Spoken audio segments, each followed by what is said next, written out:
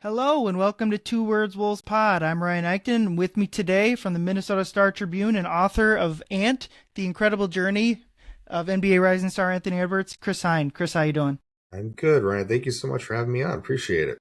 Yeah, thank you for taking the time. I know you're very busy making the media round, so I appreciate that. I am one of your stops on your tour. Mhm. But yeah, what is it? What has it been like with the book coming out?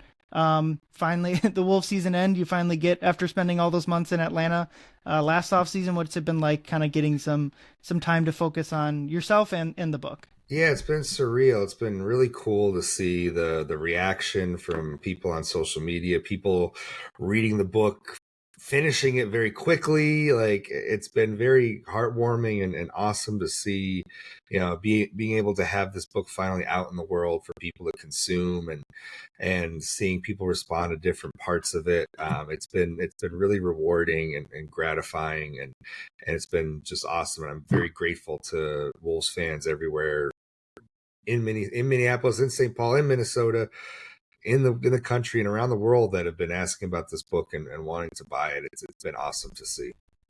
Yeah, I'm sure there's like a level of doubt that comes in, even like when you or I are like thinking about myself. If I write an article, there's always like, even if it's only taking me a couple hours to do it, there's a level of doubt halfway through. That's like, who's gonna read this thing? I'm sure on a gigantic scale, it's like when you're in the in the halfway through the book or whatever. So I got to imagine it's a great feeling to get it done Yeah, and then have it. Yeah. 100%. It's been crazy. Like it's just been awesome to see like people just tweeting the pictures at me Hmm. and yeah, it feels like when you're doing it and then even there was like a couple month period where the book was done and I couldn't Yeah. really make any adjustments to it. It was like, all right, well, we're just kind of waiting for it to come out now. And yeah, it was I never really thought like the day would actually come that like the book would actually be out and in stores and available to buy on Amazon wherever. um I almost thought like for a while I was just doing this for my own enjoyment. uh, but now we've got people with books in their hands and reading it by the pool, by the beach, on planes, Hmm. wherever. And yeah, it's been awesome. It's been awesome. Yeah, I'm sure it's like obviously this was never like a realistic thing, but it's like you hear this or HBO cutting projects that are already done to that are Right. just to save money. It's like, oh god, no. But yeah, I guess we can just hop right into it. I was one of those people that finished the book. I mentioned that to you before we started. Mhm. Hadn't read a book like this in like 10 years or so. So I guess really wanted to get through it because it's That's obviously awesome. covering the team. Ant's a big part of that. So yeah, I wrote down some questions for you, and we'll just kind of go through them here. Sure. Um, but yeah, the start of the book, obviously the big thing is his family, and so much of what I took away from it was like so much of who Ant is now was formed when he was young, and I guess that's true for all of us, right? But like Hmm. to him, especially like what we get out of him, either on the court basketball wise or in media availabilities or whatever, so much of that is like from his formative years. Like you wrote in there like him supporting his teammates like he does, whether it's Kat or Jaden or whoever, comes from like his mom being a cheerleader for those teams, and then you mentioned his grandpa being cool under pressure and not letting things like get to him. Like Ant has some of that, and then obviously the big thing is like letting people coach him hard, and Finch being able to do that comes from his football years. Um, so yeah, is that? Am I right in that assessment from what you Yeah, gathered? 100%. You nailed pretty much all those points exactly, and that was kind of what I was trying to portray with some of the qualities that you see in Ant now. The ultimate positive teammate coming from his mother and always being like that. His football coaches being super tough on him, which I think has allowed other coaches and Finch to be able to coach him in a tough and hold him accountable kind of way. And I think on some level too, like Ant realizes that, like that he needs people to hold him accountable. That in some ways, when you're left to your own devices, sometimes you don't. You may not push yourself as hard, or you just need a little bit of direction. And I think that's also been a constant in Ant's life is as long as he has people there that are pushing him, that have his best interests at heart, and are doing it and are pushing him or are being a little hard on him, but with the ultimate goal being to make him better and to get better, he responds to that. And that's another constant that I think you notice in his life is he does a good job of sort of knowing who is good for him and who has his best interests at heart and who maybe doesn't. And that's how he's navigated life. And I think that goes to a lot of the people that are in his circle to this day, and why, somebody like Finch has been so successful in coaching him over the years. Yeah, and I found it interesting that he was able to like keep good people in his life, or maybe more impressively, like keep bad people out of his life, especially obviously the early on in the book, and the early big moment of his life is when he loses both of his mother and his grandmother. And I mean, obviously we all knew that was part of Anthony Edwards' life, but reading it in book form and reading it reported out like you did, it really, like, the grief that must have come from that. And obviously you mentioned like he was just stonewalled a lot of the times about it, but you know deep down, even if there is a level of like holding it down, and that almost has to come, but there's a level of grief that comes with it. And in passing, you kind of mentioned like this question of, does he make the NBA, or does he become what he becomes if not for those seminal moments? And there's no real way to know, and it's probably not even worth like really going down answering that question. Sure. Yeah. Because you ultimately, it would have affected everyone. But I guess, how much do you think it still affects him today? Is there a level of like getting past it that is even possible? I guess, how does it today, losing both of those people so quickly, how does it affect him, do you think? Yeah, never really had a chance to ask him, because I didn't get to really talk to him for the book or anything like that. And we don't really talk to him about that in the course of our day-to-day jobs either. So it's tough to tell. Obviously, I haven't been in that position, so I can't relate. I can't say one way or the other. But, it definitely seems like it's a constant motivator, and it was since the time he was about 14 years old.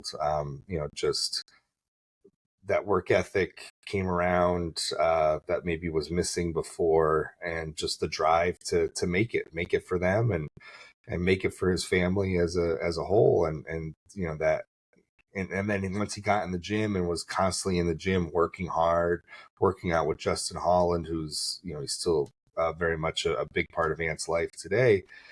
The work just fed on itself. He saw himself getting better and better and better, and he started rising up the recruiting rankings and all that. And tough to say what maybe really deep down motivates him now. He's always been a competitive guy, and winning and all that. I think he's competitive in everything he does, whether it's shooting pool or playing cards or what. He's just that kind of guy, right? Video games, as we all know.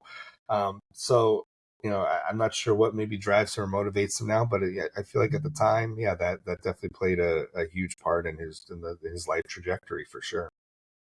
Yeah, and that's what's impressive about like his early years, is just like you said, that drive where obviously, I don't know, effort's always a weird word for on the court stuff, but like you see like the different levels of intensity that Ant can play with. But early on in those years, I think like the reclassifying stuff was impressive to me, that he was able to Holy Spirit Prep held him back a year, and then basically had to complete two school grades in the span of 12 months for someone that kind of exactly that's exactly right. And I think he wasn't a bad student, or maybe he was, but it wasn't like the quote unquote talent was there, or he's a smart person, but like the little things are like that.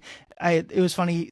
I don't know why I made this connection in my head, but him and the school demerits and like the tucking in the shirt, I made the Chris Paul connection with the jersey untucked game. I don't know why, but I guess I just was impressed with like him being able to get to Georgia at 19 or 18, really, after like the swap between Terrell and Holy Spirit Prep.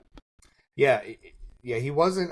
He's a very smart person. It's like I think Rachel Little, who the registrar at Holy Spirit, who kind of guided Ant and really helped make that chapter of the book, she puts it very well. It's like, listen, Ant had basketball all the time, so school just naturally fell by the wayside. So Ant would do what he had to do, like to get by, essentially. Like you know, how much did he have? How much did he have to study for a certain test? What kind of grade did he have to get on a certain test or exam or whatever?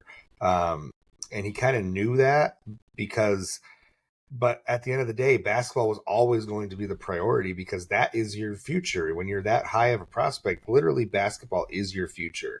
But you do have to make sure you're passing your classes. And at Holy Spirit, it was tough.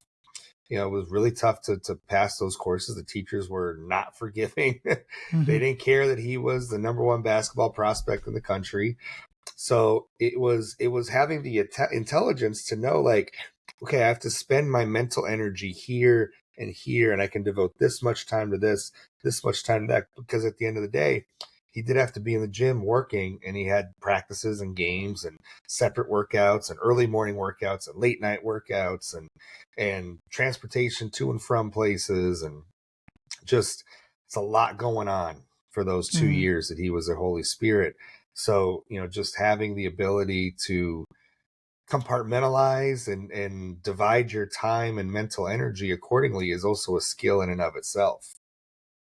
Yeah, I mean, I just think back, I'm sure you can feel the same way, like me thinking back, me 16, 17, 18, when I know I valued my free time, still do to a certain extent, but like to like enjoying basketball that much and putting in that much work, that alone makes sense. But like to be able to do enough school wise or do enough family wise to be able to keep up with it is impressive. Another like personality interesting thing about Ant is you mentioned a lot of people describe Ant as like an old soul. Yes. And I think watching him, like at least for myself or as a fan, like you don't necessarily see that on the court necessarily as much as you would like meeting him personally. But then also like what's very clear is he's still young at heart too. And it's like he's this interesting combination of old soul but young at heart, which is kind of similar to him. Like his on court game is similar to that, where he's young. I mean, he's about as good as a 23-year-old basketball player can be, while also having the deficiencies in his game are also like very classic young player deficiencies. Right. And we've seen less and less of that at 23 than at 20. Which of those two parts do you think kind of wins out more, his old soulness or like the young at heart portion of him? That's a very good question. And I would describe him that way. I think with the old soul, I think there's just a natural innate ability to like read people or read a given situation, read a room. But I do think there's just a genuineness and a purity to like how he interacts with people, with his teammates, like the positive energy that he radiates with people, that he's always funny, he's always joking around, he's just very uplifting, encouraging. So I don't know if I would term that in the old soul or the young at heart category. maybe more the old soul, just in how you know that your energy can affect people, and you know that can have a big impact on those around you. So I would probably say that probably wins out in the end. Just because I think you have to have an emotional awareness and intelligence that is a mature quality more so than a young at heart kind of quality where maybe you don't realize it. But I think he does realize like what his energy can do for a team, for a locker room, for an organization. So I would probably say the old soul wins out at the end of the day. Yeah, and it's maybe the teammate that brings that out most of him is Mike. Yes. So Mike's obviously it's an old soul, but in NBA terms is literally close to the oldest player in the league. So it is just kind of being in the locker room more and more myself. Like you see Ant is close to pretty much everyone in that locker room, which I don't think is the case when you have a 19-year-old teammate in Rob and how old is Mike? 30-plus-year-old teammate in Mike Conley, or same with Same with Joe Ingles too. I don't think every single, especially like a superstar player, I'm sure is not close with every single player on the roster. Yeah, that's very true, and I think that's intentional. I think in some ways too, it's making people feel included. Kyle Anderson made that point in the book that Ant goes out of his way to make everybody on the team feel included, whether you're a two-way guy, whether you're or whether you're making a max contract. Like everybody's part of the team, everybody is on the same level with him, and there is no hierarchy. There's no favorites, whatever you want to term it. It's these are my teammates, these are my guys, these are who I'm going to battle with, and I love all of them. Like that's how he approaches life. And the only thing is if you know don't you know some people, I don't know if anybody takes it for granted or whatnot, but just don't get on his bad side. Don't take advantage of how positive and uplifting he can be, and you're going to be fine with Ant. And that's one of the qualities that he has that, like you said, not every NBA star, especially at this age, has that ability to just connect with people from all ages, all contract statuses, all walks of life, staff members, coaches, media, whoever. He's able to just find a connection with people, and it's part of his. It's part of why I think he's a natural leader. And I think leadership can come in many shapes and sizes, and it's not just one kind of definition where it's a rah-rah, I'm going to get up in front of the locker room and deliver a motivating speech kind of leadership. Like leadership, being inclusive like that and making people feel welcome and infusing people with positive energy, that is leadership to me. Like that's a big part of leadership, and he's always had that characteristic, even if he hasn't always been like the quote unquote vocal leader of a team, or the one that's trying to hold the team accountable in a huddle or in a halftime or what have you. I think we're starting to see that. We've heard stories of that throughout the year, that has been coming around in a big way, that sort of leadership. But Ant has always had that other kind of leadership that just affects people's day to day and makes them want to come to the facility and be a part of this team. Like that's leadership too.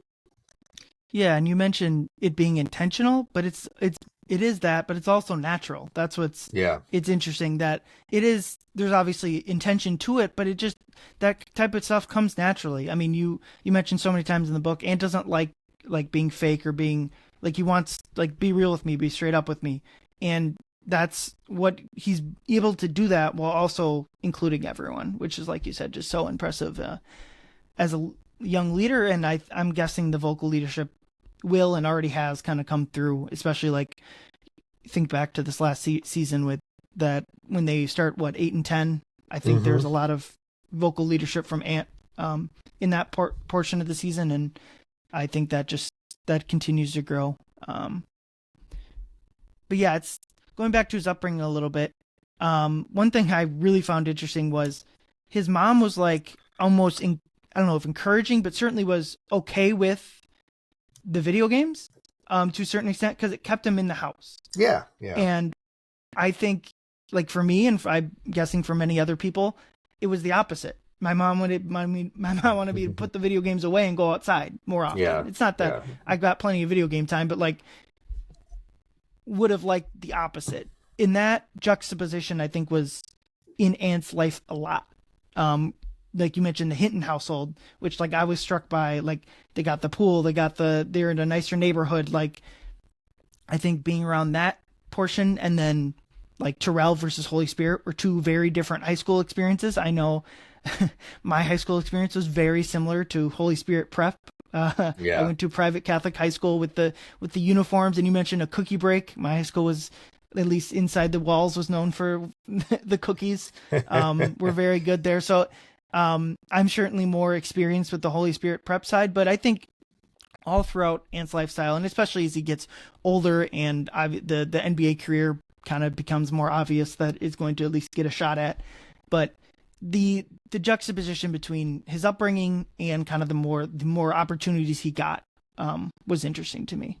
Yeah, it's he's lived he lived in a lot of different areas, so to speak, in that way, in his upbringing, and his life was kind of broken up in that way, whereas like football season, you're largely at home, and you're around your football team, and he's kind of around his neighborhood a lot. And obviously, he's going to school. That's the fall and winter months, so that's school. So you're going to school every day as well, and then summer, springs and summers, more basketball focused. AAU tournaments, traveling tournaments. So he was spending more time with, the Watkins family, or as you mentioned, the Hinton family, kind of in the northern suburbs of Atlanta. And he would spend a significant amount of time there, stay over their places a lot, and then travel with them to the games. His family would then come to the games, out of state, didn't matter. They would show up. They would make it work. And that was kind of what his life was. It was like kind of that toggle back and forth of football, basketball, and the different sets of teammates and families that were in his life at those points in time. But with Dana Watkins being kind of one of the constants in both areas, and that's why Dana plays such a big role in the first 3 chapters when you read it, because he was there for basically all of Ant's life, from the time he was about 6 years old till his high school years.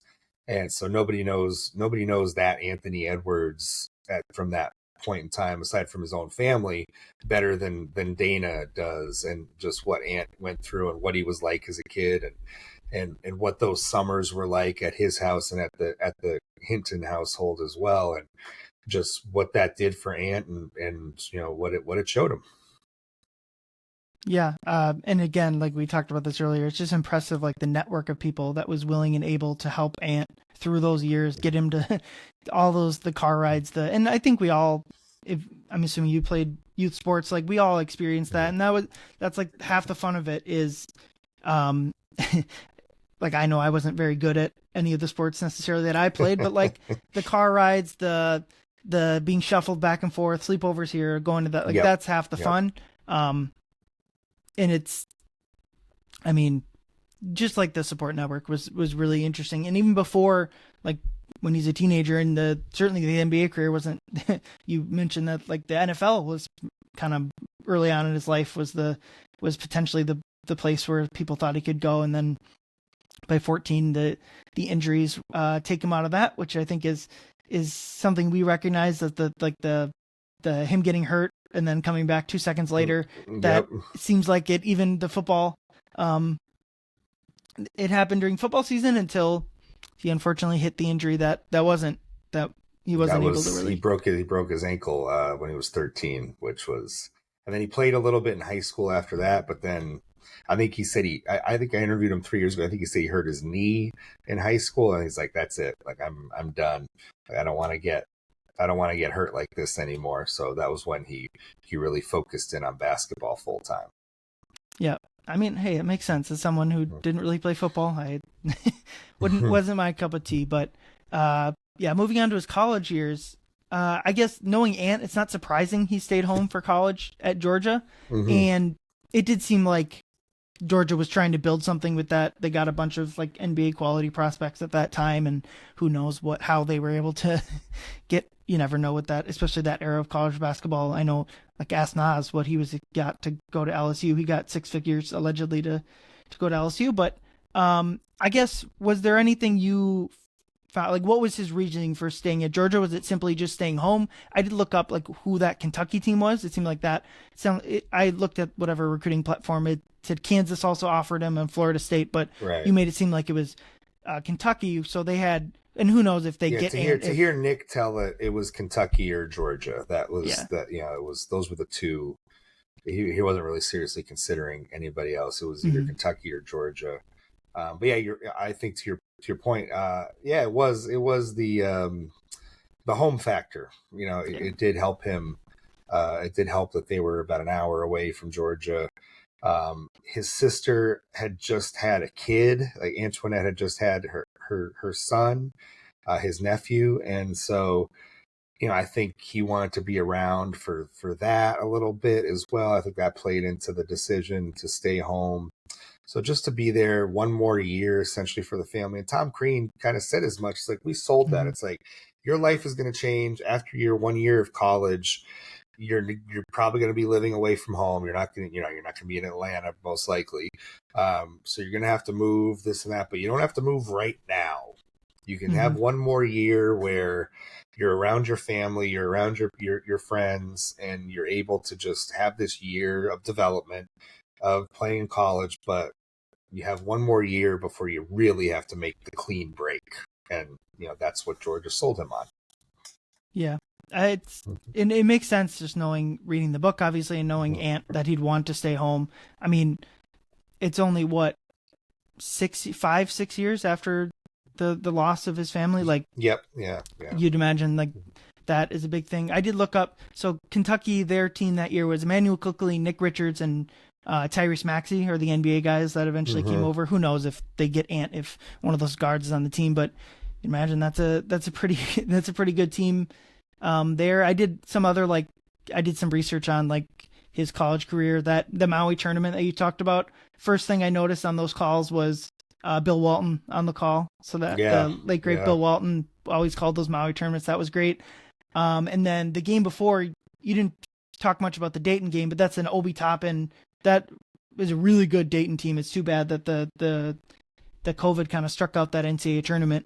Because that Obi Toppin Dayton team, and Wolves fans are plenty familiar with Obi Toppin and his that's right, his heroics. Yes. Yeah.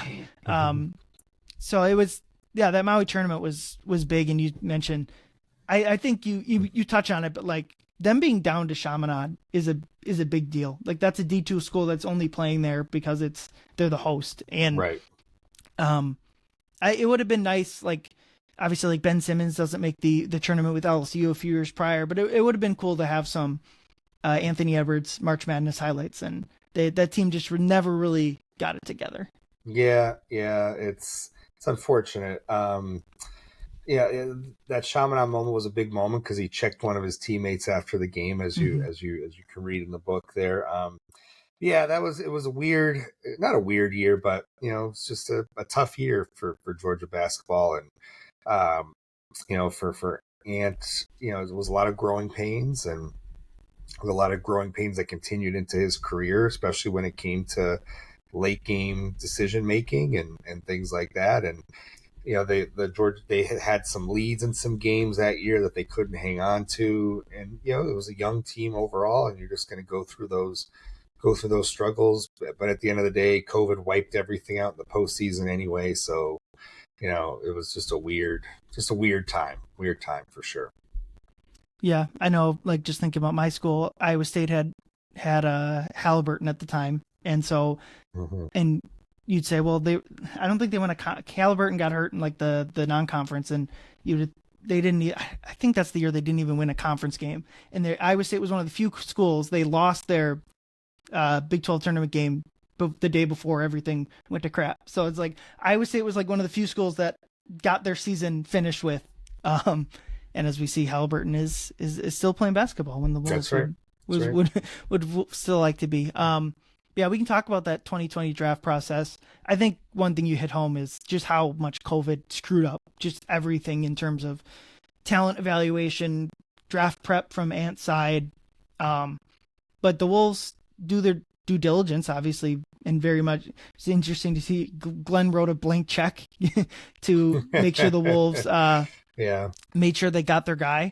And obviously they did, and that was like the biggest thing, where I don't know if every team would have picked Ant number one, or like they mentally got there, but like the Wolves were by the end of the draft process had very clearly narrowed in on their guy, where I think the reputation was like LaMelo was the talent wise was like the fit. And I remember like people got on the Wolves, you guys are not smart for prioritizing D'Lo and Cat over like Wiseman or LaMelo. But I guess, how do you see the draft process going differently if there is no COVID?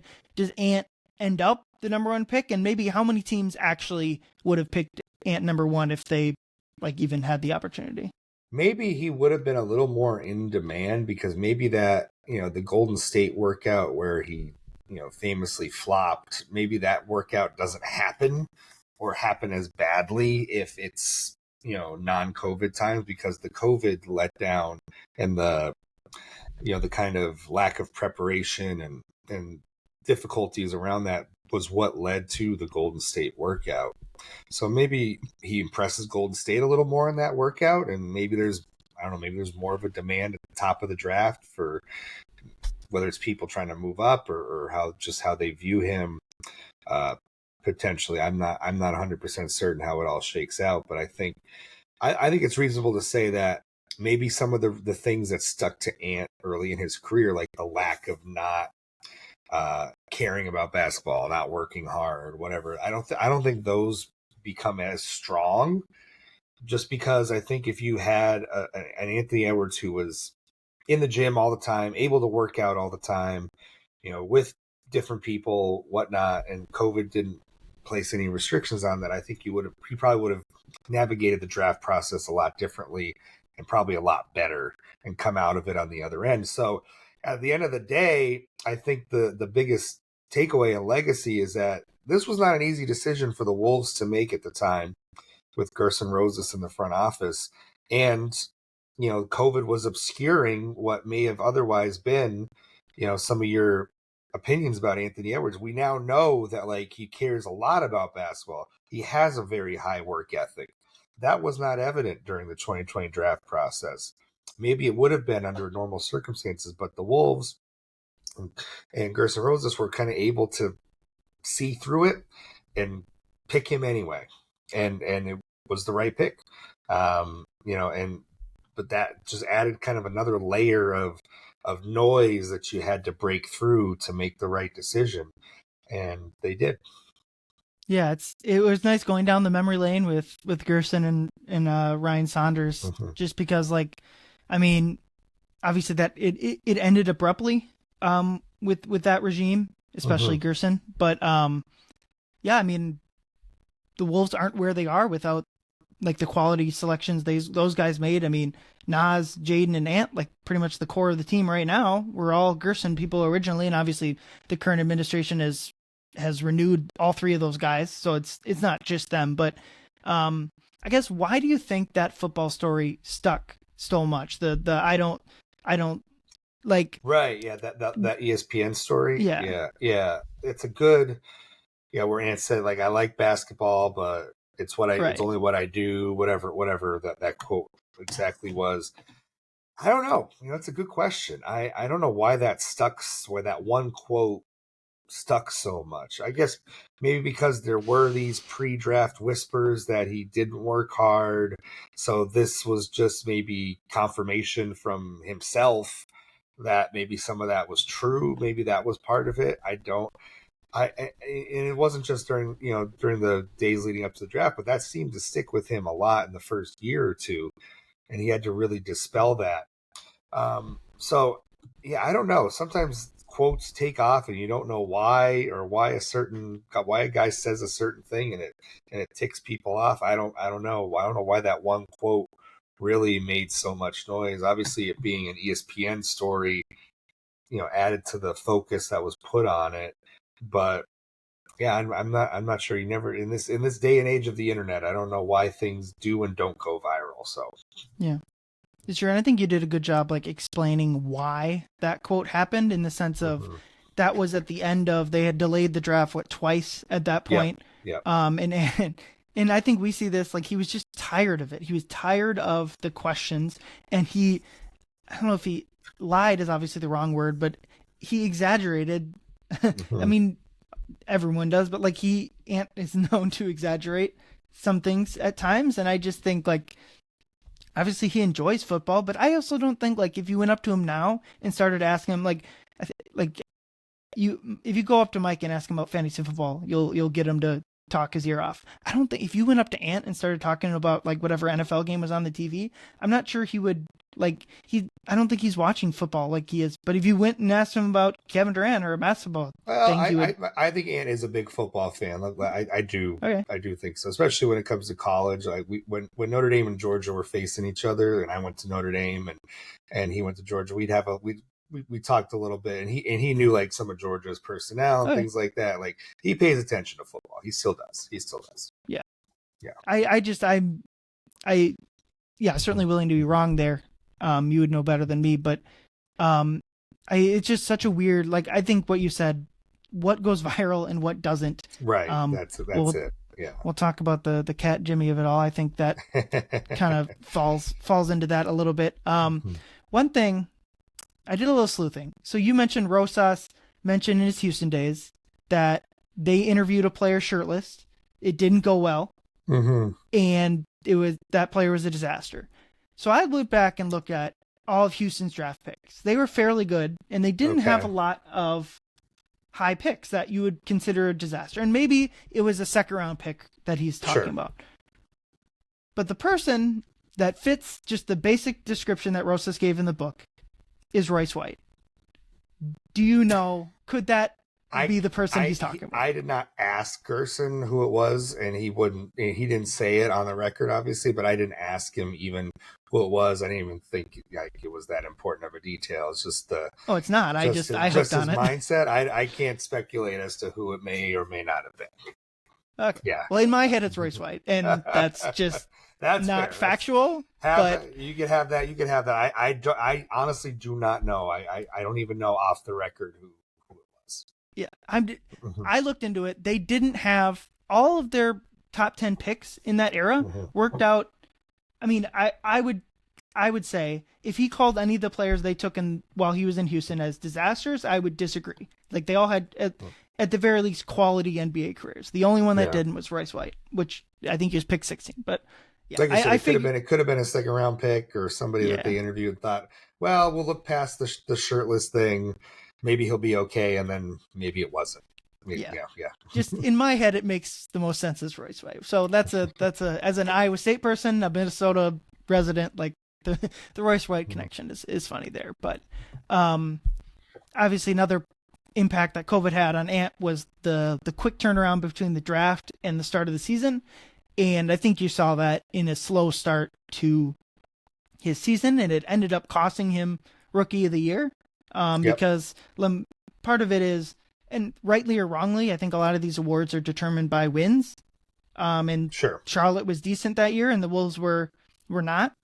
But I do think that if there's a good chance that if they have like a full training camp, full off season, that Ant's slow start is mitigated a little bit, and he does end up winning Rookie of the Year over LaMelo. I don't know how much I'm sure at the moment, like Ant and his team was frustrated that he didn't win with like better counting numbers. But do you think, like, I guess in your opinion, should he have won? And like, do they even care anymore that he didn't? I don't think it really matters. I mean, it's so long ago at this point, and it's your first year. Like, ultimately, you lose that battle, but do you win the war in the end? Definitely have done that, right? And so I think when you can tout now that you've been a 2-time All-NBA player, you're a 3-time All-Star, like you have all these other accolades now. In the moment, sure, it was disappointing, wanted to win, all that stuff, but we're 5 years out now, and Ant just got named to a second All-NBA team. I mean, that's proof right there of he's winning that war, so to speak, against LaMelo. It's funny because nobody's talking about that anymore. Like, who's better, Ant or LaMelo? Like, you don't hear that anymore. Ant made that an irrelevant point of discussion in NBA discourse very quickly. Very true. I did go look up the starting lineup for his first game, which I was in attendance for, which I always take as a point of pride. Not many people were there. No for fans. His first game, right? I think you guys were in like the suite level, and for whatever reason, I wasn't covering the team media, or I was in a writer back then. I was doing stats, and I was sitting kind of at the top of the 2 or 100 level, so I didn't get the fancy suite you guys got. But I want to say we had fans. No, we weren't in the suite yet. We were actually at, I think maybe like you, like at the top of the lower bowl. Yeah. Okay, there you go. But the starting lineup, and I'll ask you a question. Rubio, Malik Beasley, Jake Layman, that's interesting. I do remember there's a point, I don't remember this season, the previous season, where like, just wait, we'll get Jake Layman back and we'll start winning some ball games. I do remember that. Josh Okogie and then Cat. And then I don't remember why D'Lo was coming off the bench. I think that was like a 1-game thing. And then Juancho Hernangomez. I do remember D'Lo was late for something that day. You just hit a memory that just came up in my mind. I think D'Lo was late to shoot around that morning, and so as punishment, Ryan made him come off the bench that game. I think that was like a storyline. I remember it was a 1-game punishment kind of thing for D'Lo. Yeah. I remember there was a reason, but I couldn't remember what that reason was. I'm guessing that's right. But Juancho Hernangomez, his Ant's movie co-star from the Sandler movie, and then Nas, Jarrett Culver, who was their pick the year before. Yeah, he was in his second year. And obviously, I think he was on Orlando's G League team this year. I think I saw him out there. And then obviously Ant off the bench. And then his first basket was a 3 assisted by Josh Okogie, and his first assist was a Cat 3. So fun to hear. One story from this year, I think that kind of relates to the book, is Ant. I don't remember what the interaction was, but he was talking to one of like Dillingham, Clark, Minot, Shannon, one of those guys. And he was saying like, well, yeah, I came off the bench my rookie year. Yep. It's just like, I just remember us, I think it was probably in the media room after, we were like, yeah, but Ant, you were playing 25, 30 minutes still. These guys are getting 12 minutes and don't play every night. It was interesting to see how much he disliked coming off the bench. Yeah. I mean, he put on a good face of it, and he didn't, publicly complain. But that's the competitor. And listen, a lot of NBA players are like this, like, especially early in their careers, like, they think they should be starting. They think they should be getting 35 minutes a night. They think, and he was no different. But what was different, I think, was that he didn't let it boil over. He didn't let it affect his relationship with his teammates or with Ryan, or he would just, maybe quietly seethe. But that's also kind of, again, it's life in the NBA. When guys don't feel like they're getting the minutes or the playing time that they do, they have to deal with it in a certain way. And I think also people just expect that in the NBA, especially out of rookies. And that was, that's part of the coaching staff's job and the front office's job to explain X, Y, Z. It's like, well, here's why you're not starting just yet, and it's because of this.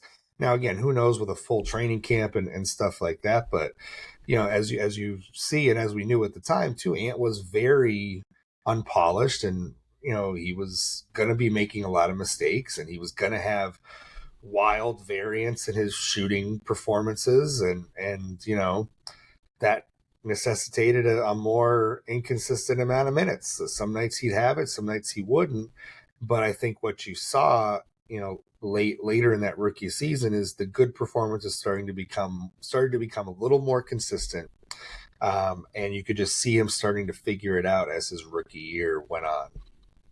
Yeah, I think that's very true. One analogy you gave that I thought was awesome was musicians, some of them needing sheet music, and then others being able to play it by ear. And I think Ant obviously leans more towards that sheet music side where you need the notes, but I do think, and like just watching, for instance, like Shea in the finals, I think certainly now at his point of his career is more like the being able to play it by ear, just being able to know what notes you got to play. And I do think over the years, and this will continue likely, that Ant is kind of, I think to a certain extent he'll always need the quote unquote sheet music to a certain extent, but I think like the getting used to it and the getting the, like, being able to know the exact right play to make without needing like direction, I think is coming more and more through the years. I think you're right. I think he's starting to grasp it and get it more. I think you saw some growth in the postseason with that, not just late game situations, but overall. It was an interesting postseason for him because he didn't have the big scoring spikes that we're used to seeing from him, 35, 40-point games in the postseason. Even if the Wolves would lose games, he might still score 40 and play really well, like he did in that Denver series 2 years ago when they lost in the first round. So this was an interesting postseason from that vantage point, and maybe he aired sometimes, and people would probably say so. Maybe he aired too much on the side of deferring or quote unquote making the right play and not hunting for his shot aggressively enough, especially in that game 4 against Oklahoma City. But I think when you view like this postseason, to your point about kind of the larger arc of his career, what he's learned about making the right plays, reading defenses, I think he's doing it at a much higher level now, and knowing what's required of him. And I think that's only going to pay dividends down the road, because now he's just gaining more and more institutional knowledge, and having more of these experience to draw from. As he gets older and starts reaching the physical peak of his career, he'll also just have a wealth of knowledge now and experience to draw from to match his growing physical abilities. Yeah, and that was actually my point, like throughout this whole season, when it kind of became clear that this wasn't necessarily a championship level team. And maybe that was even a wrong assessment, but like even at the doldrums, whatever this season was, like I was just like, get Ant into the playoffs, and maybe more specifically, get Ant into a position to win a playoff series or two. That's almost as important as winning whatever. Like, just get him.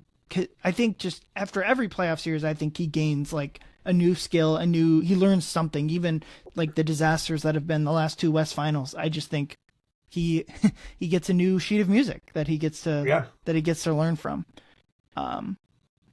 Going back to like his teammate stuff, I think one of the biggest things is the difference when Cat was here. The difference between him and Butler just stands out so much. And what's interesting is I think those are 2 very similar people, Jimmy Butler and Anthony Edwards, in the sense of they both don't like guys that don't use their talent to their full extent. And they're both like the Atlanta to Texas connection. I think they're similar in that way, but the way they deal with that, and specifically as it relates to Cat, is so incredibly different. And the Jimmy stuff, I think, was always a lot more about money, even than, at least in perception, it was more about like the money and the status and the role within the team than it was about Cat and Wiggins, maybe specifically.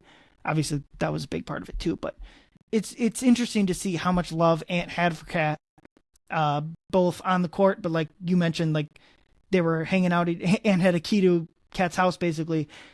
Those Jimmy and Cat were not hanging out at Cat's house.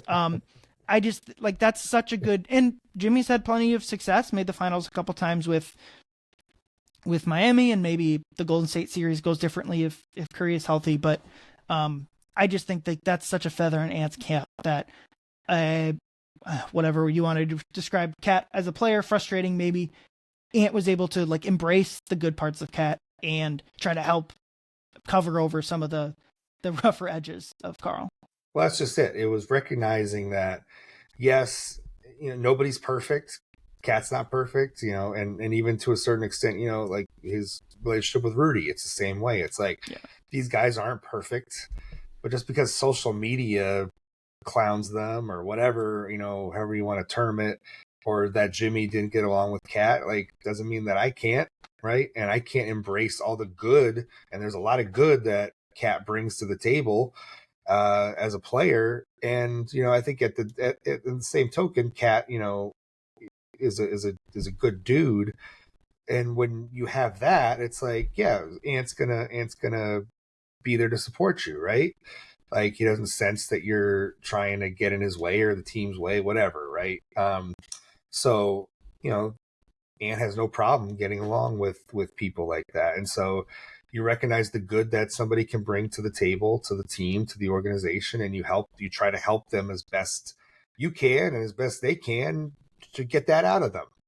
And that, I think, was his relationship with Cat, and Cat, to his part, he said that he always wanted to show Ant, like, kind of what it's like, the different challenges of being like a max guy, a franchise level guy, didn't try to stand in the way. And sometimes, ego and stuff like that can get in the way. But I think to both of their credits, when they were here, they made it work. They helped each other out in different ways. They offered each other help along the way, and it was a good relationship. And as Ant said, when the trade went down, like that's his brother, and he didn't really want to talk about the trade happening at the time, and all that. So I think that that stuff was that was very genuine. Their relationship was very genuine in that way. Yeah. The last chapter of the book is about the Team USA experience, winning gold out in Paris. And a lot of that is about Durant. And I think that's going to be a big topic here, the Kevin Durant part of it here locally. I have a few quotes from your book. I miss Ant every day.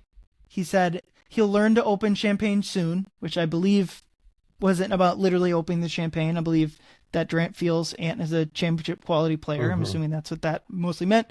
And then it feels like he's part of his family. Well, so Durant and Ant obviously have a big admiration for each other. Childhood for Ant playing as KD in 2K, I can say Durant is a phenomenal 2K player to use.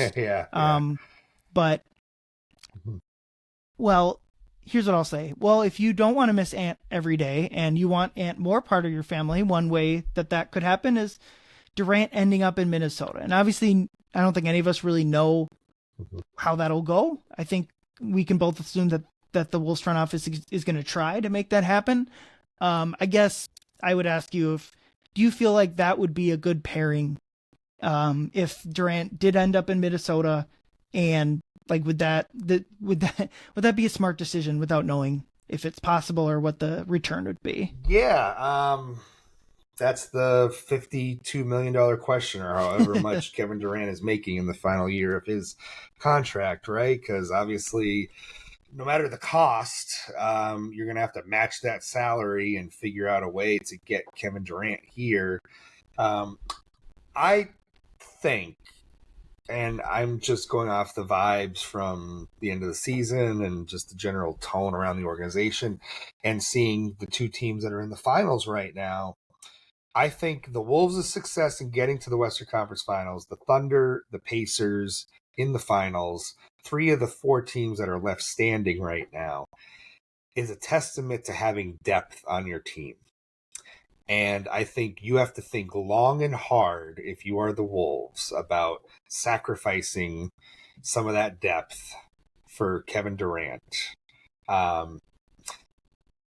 I think they have to think long and hard about it if the opportunity presents itself. I think, as you mentioned in the book, Kevin Durant speaks glowingly of Ant and how close they were and how much he loves Ant. So I don't think, like if a Minnesota trade is on the table, I don't think Kevin Durant is going to be like, don't send me to Minnesota, right? I think he's going to want to come play with Ant. I think that much is evident. I just think from the Wolves end of things, who knows? And here's the other thing to maybe keep in mind. This is the last year of Durant's deal. He's a free agent after this season. And I believe he has said on the record, I don't know if it's on the record or if he has said, or if it has been reported through anonymous sources, that if he feels that he has a chance to win somewhere, and he's a free agent, he will take less money, right? Or a significantly reduced salary, maybe in an effort to win. So if you're the Wolves and you kind of know that Kevin Durant has that relationship with Ant, maybe you just wait a year, right? Maybe you wait for him to become a free agent, and maybe he wants to sign in Minnesota, right? You know what I mean? Like, Yep. And maybe you don't have to give anything up, and maybe you can sign him for, a low dollar amount, relatively low dollar amount, and you can make that work, right? So maybe that's also an avenue of, maybe you punt on it a year and you get Kevin Durant down the road, but you don't have to give anything up or not much, however the deal would work out, to get him as a free agent a year from now. So who knows? I don't have really too much inside intel on as Mm-hmm. to who's in the running, who's most likely to get him. But I do think the Wolves would have to think long and hard about the depth and what that would mean long term for them and the team that they're able to surround Ant with 3, 4, 5 years down the road to make that move. And right now, the organization has signaled through the Cat trade, through re-signing Rudy at a lower rate than his player options, like they are thinking long term here. Yeah. They have a long term vision for how competitive they want to be around Ant moving forward, and so it all depends on the cost and what they'd have to give up, obviously. But I don't think they're going to undervalue what the depth of this team meant to its success this year. Yeah, and like just kind of playing around with the trade machine and thinking about like what is the most simple Durant trade. It'd be something like if Randall opts in, it'd be like Randall, DiVincenzo, and excuse me, some sort of future capital, whether it's the Detroit pick or Dillingham. I think those Randall and DiVincenzo don't quite meet the money, so you'd either have to add some more money on top of that. But like you said, Yeah. I don't see a trade that doesn't involve like basically DiVincenzo and one of the two, or maybe Nas and a signer, whatever, one of the three bigs. So it's got to be some sort of 2-for-1, and that, like you said, that dips into your depth. And what is the balancing act between that and adding a Hall of Famer to your team? Correct. So that's exactly what they have to ask themselves. And what is the cost? Like, do you have to give up Nas Reed in that scenario? Is he the final piece that would make a deal like that work? I don't know. And are you willing to part with him? Are they going to insist on having Jaden McDaniels as a part of the deal? Well, then it's done. Right. Then you're probably like, okay, well then the Wolves should definitely be out. But who knows? That's what I mean. Like, we don't know what the negotiations are. We don't know what's on the table, what's not. But I do think the Wolves are going to be very cautious in how they view that move vis-a-vis their depth. Yep, I agree. It'll be interesting to see. I mean, I don't know, maybe, like you said, if Durant wants to come here, there's a level of, like, forcing his way here, but I think Phoenix is in such a tough spot overall that even if Kevin Durant makes some sort of power play, it's hard to see. And he'll be like I said, he'll be a free agent after this year, so he'll have all the power in the world to determine, where he wants to go after this next season too. So there is that. Yeah, I guess Rudy would be the other player that could potentially go out there, and I know Phoenix wants to center, but he's probably has the least trade value of like the three Wolves bigs, especially if Randall opts in. I don't know, it's probably not worth. Well, we'll see what happens. I think the first dominoes will be at the end of the month when those player options are officially announced between Randall and Nas Reed. Yeah, that definitely, we'll know going into free agency kind of where those guys stand and where the organization stands along with them. And, the one thing that I always like, if they opt out, everybody do not panic, especially with Nas. Like, it is expected that he will opt out. We think he's going to opt out. He said as much at his end of season press conference that was the plan when I asked him about it. So if you see that Nas Reed is opting out of his contract, that doesn't mean like shortly thereafter you're going to hear news potentially that they've agreed to a deal with the Wolves again. Like, you know what I mean? Like that's how this could play out. And I think the Wolves value, these guys very highly, Julius and Nas, and just because. So when you see that on social media and stuff like that, don't hop in the comments saying the Wolves are screwing this up. Like, some of this stuff is just procedural at the end of the day.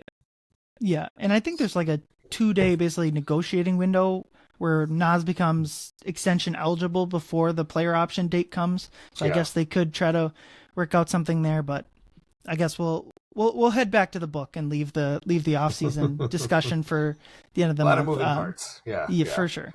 I guess one last question about the book. You mentioned in the introduction Ant's relationship with kind of the media and him being weary of. I mean, it's kind of like to a certain like the same thing with him not liking people being fake or taken advantage of or whatever. I think fairly unfairly he has that relationship with the media to a certain extent. And you talked about how him and his group were very willing to discuss with you, but ultimately weren't able to get a sit down with Ant himself. I guess, how do you see his relationship with the media has evolved throughout the years? And was there any frustration with him not sitting down with you, or do you feel like through like the interviews he's given over the years, you were able to put enough of Ant himself in the book? Yeah, I think it was that. I did not expect him to sit down with me separately for this. When I undertook the project, I didn't even ask them first before saying yes. I said yes and then asked them asked them to sit down with me later. So with Ant, I undertook this project anticipating him not to participate.